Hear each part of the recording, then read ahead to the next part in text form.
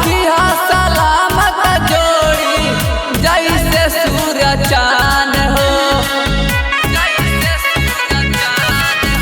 बाबा हमनी के दिया आशीषावा जोड़ी बनल रहे लाखों बारिशावा।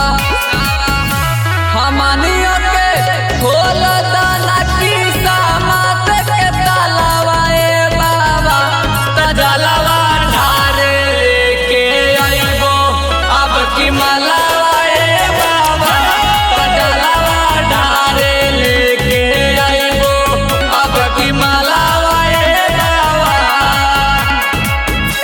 तजलवा ढारे लेके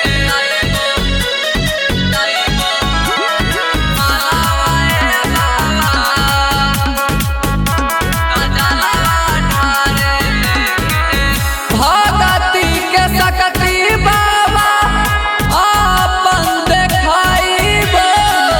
हर साल जलवा ढारे मलवा लेके आइबो। आशीर्वाद हमारो